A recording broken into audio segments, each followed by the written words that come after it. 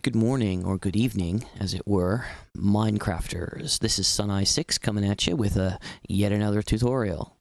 And as we see here, the sun has gone down and it's nighttime now. We have to escape into our little hidey hole that we've made, alright? Suneye6. So, you may notice that the cave is a little bit different. Oh, now I know you can't see very well. But we're going to fix that. And I did another tutorial, but the audio didn't work out, so we're going to do it over again here. Okay, so what do we do here now that we're in our cave? Well, we have our crafting bench. We want to lay that down, if you can see that there. I know it's kind of dark. And we're going to want to dig out some rock, as you see I've already done. And when you dig this rock, it gives you cobblestone when it drops, right? So there's cobblestone. What do we want to do with cobblestone? We want to right-click on our crafting bench and take this cobblestone and make a furnace, which is just done by making a kind of square with the rocks and leave the center one empty. And that's a furnace. It's very simple. Again, you can look up all the recipes on the wiki, and you can have the wiki up that you can kind of tab over to while you're playing. I deeply suggest doing that when you're first starting to play Minecraft. Okay, so we've got the furnace. We want to lay that down. And when we click on the furnace, when we right-click on it, we see that there's a place down here below, these little flamey things, another place up above, and the thing to the right. This one here at the bottom, as you might suspect, is a place for fuel. And as you can see, I already made some fuel, but I'm going to show you how to do that.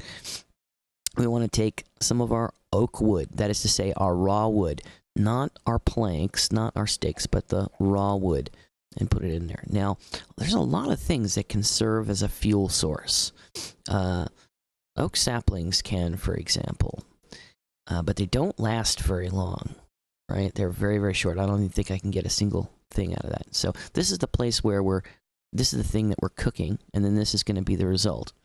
So we need some fuel in there, and I'm not going to start with the charcoal because I want to show you how to make charcoal. You make charcoal by cooking wood. So let's put a couple oak planks in there, which we know get made from the oak wood, right? So we end up with a piece of charcoal. And we don't want to waste our wood planks, so we'll just put the piece of charcoal in there, and the charcoal lasts much longer. So, like, saplings and sticks are really short. They hardly cook anything. You have to have a whole bunch of them in there. Planks last a little bit longer than that. Raw wood lasts a little bit longer than that, and that can certainly be used as a fuel. And charcoal and coal, which you can mine out of the earth, and I'll show you that later, last a pretty long time. Okay, so you can see there, the fire there slowly dies down, right? You see there it's happening a lot more slowly than it would with, like, say, a stick. Because I put a piece of coal in there. And it's gone, it got consumed, but the fire from it is still there. And we're making more and more charcoal, right? And once I make a piece of charcoal, I'll just use that first one as fuel, just so long as I still have some oak wood. And you'll notice here, too, I hit the E key there to get out of that it's on fire there. There's the fire. When that is like that, it makes light in the room, and we need light. So we're going to take some of these charcoal pieces, and I'm going to hit the E key, and that brings us our small crafting space. This can be done in the large crafting space too. Doesn't matter, because all it takes is just doing this, and then we have some torches. Yeah, and it went dark because our fuel stopped. Let's take a look at the furnace there. Okay. We'll just do that.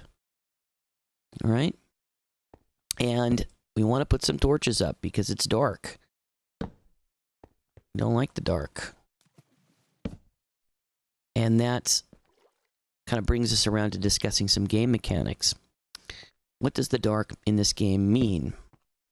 Well, in this game, you'll notice that everything is kind of a cube. Like, okay, this is a cube, and that's a cube, and that's a cube.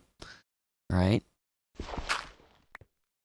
And there's some things that aren't, like the flower and the torch. But in a certain sense, they still kind of are that same cube. It's just that you don't see the whole thing.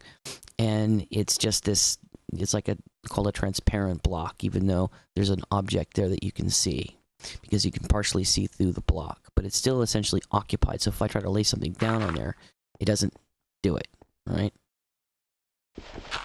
And you'll notice there too, that when I lay down a block, it doesn't really respond to gravity. So I can do that, because I have to lay it down on something. I can't just lay it down in mid-air, but once it's there, it just kind of hangs out there, right? Now, some things don't respond that way. There's different kinds of blocks. Most things, though, do this. Like the rock will do this, the cobblestone will do this, the dirt will do this.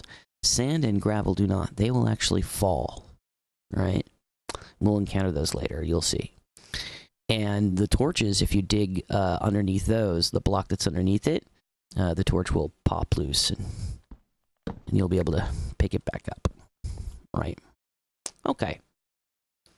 So what we want to do is we want to make some stone tools. Oh, the dark. Yeah, I was going to explain that. So you get the idea from this that even though a block might be unoccupied, or a cube might be unoccupied in the world, like the one that was below this one, that the cube that the block occupies kind of pre-exists the occupation of that space by a block. And you are correct. And some of you will be reminded of math and what's called Cartesian coordinate system, which is an XYZ coordinate system. And we have that in Minecraft, and it can tell you exactly where you are, because you're basically on a big grid, kind of. So if we hit the F3 key, it gives us a bunch of different information about the game. That's the F3 key. And you can see up there in the upper left-hand corner, there's a bunch of stuff. What you're really looking for there is that second section of information. It says X and Y and Z.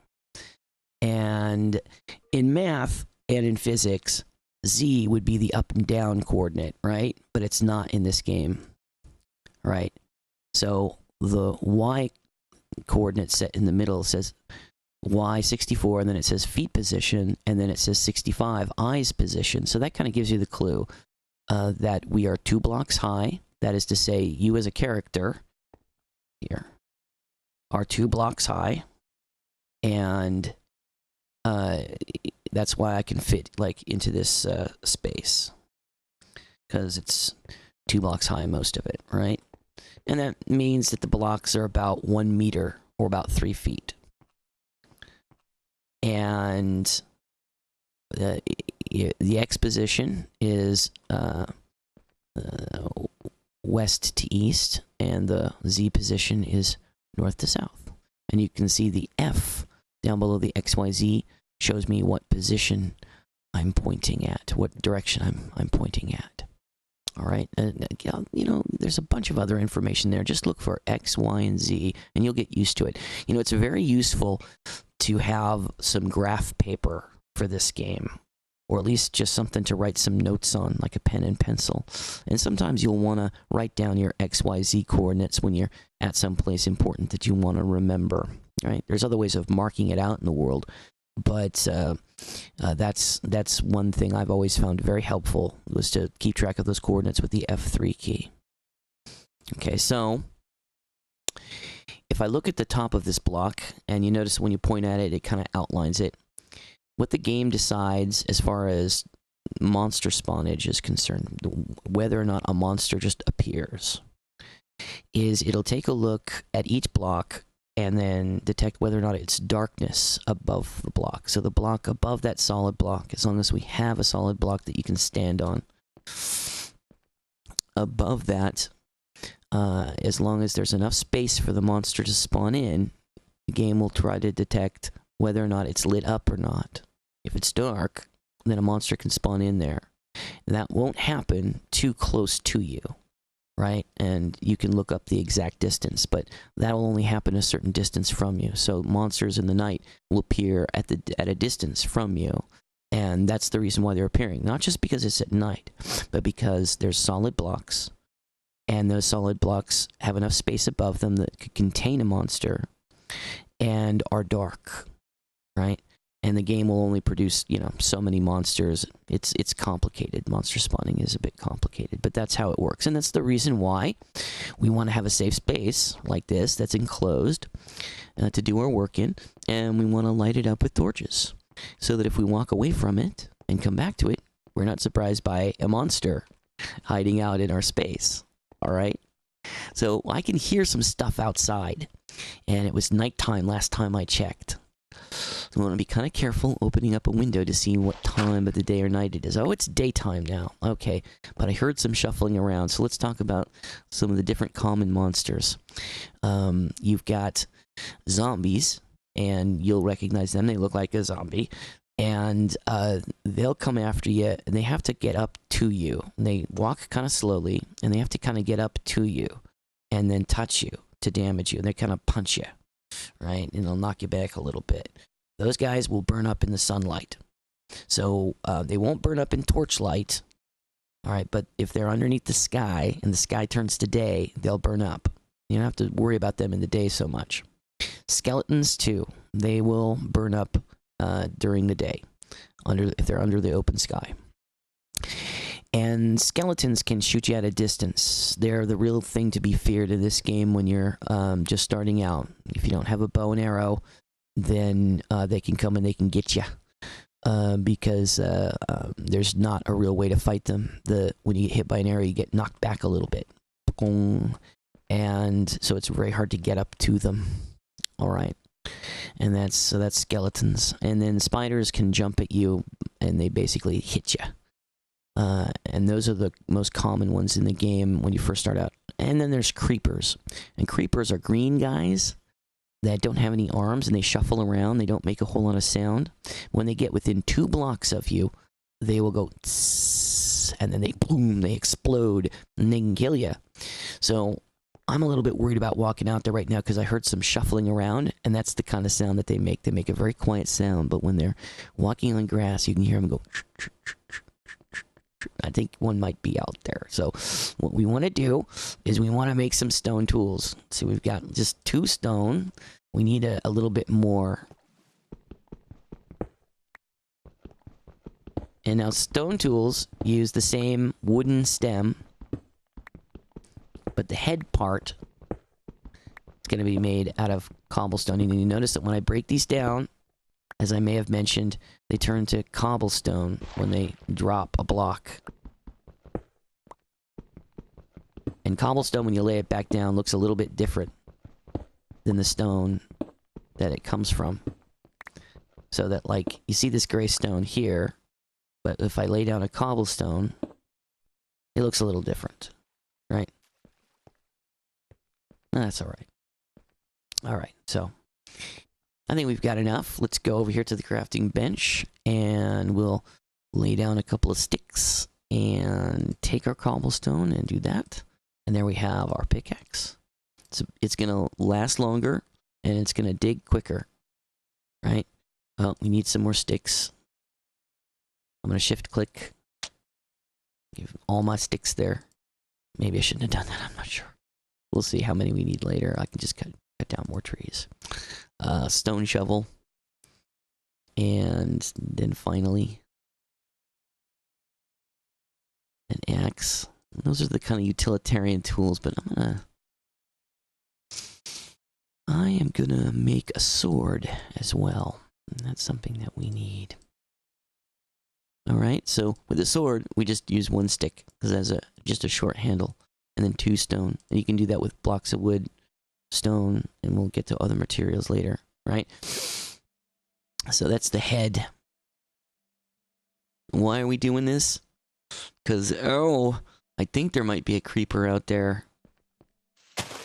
We may have to try to get him before he gets us. I'm not sure. Let's just look.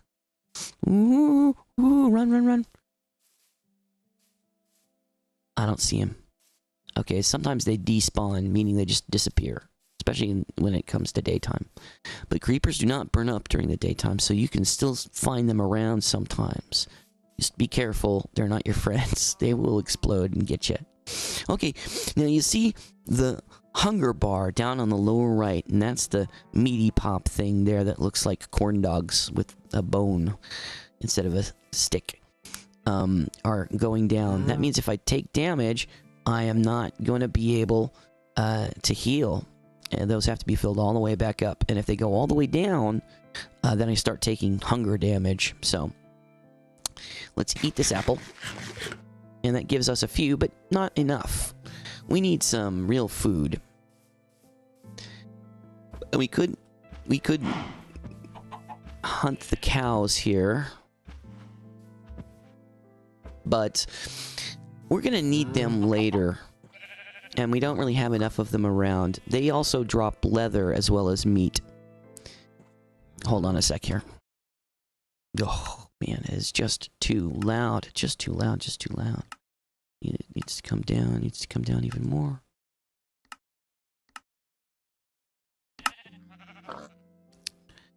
Okay. Seems like it's louder now. I don't know why. Okay.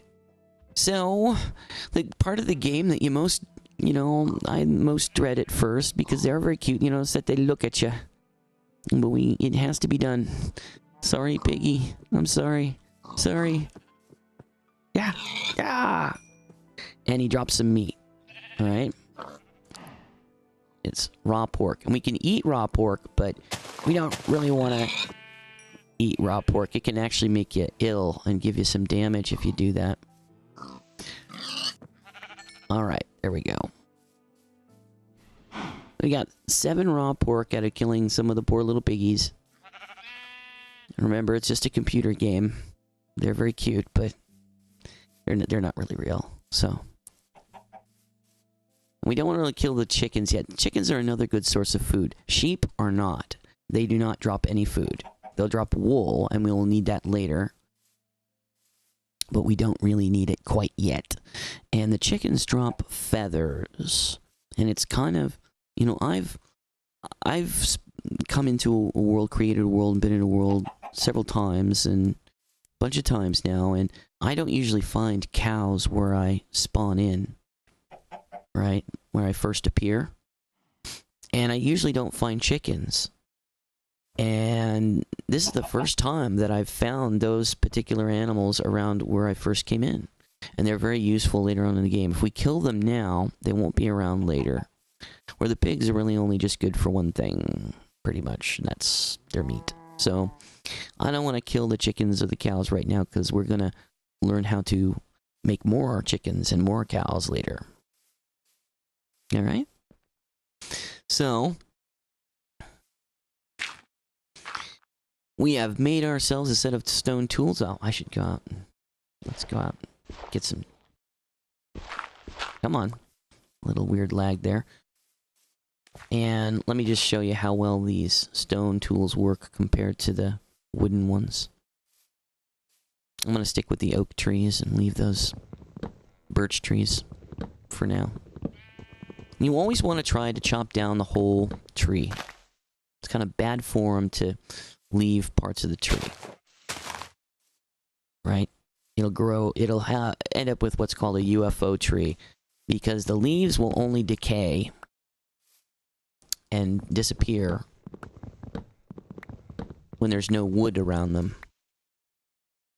So if the tree is too tall and you can't chop it, there's ways of getting at that wood. But if you just leave wood at the top like that, it doesn't leave room for other trees to grow, and we can always plant saplings like this one to always plant them to replenish our trees, right?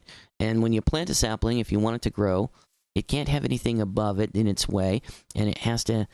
It's a lot easier for it to grow if it doesn't have anything directly around it, like this grass. You don't want grass 1 block away from it. So that one's fine right there.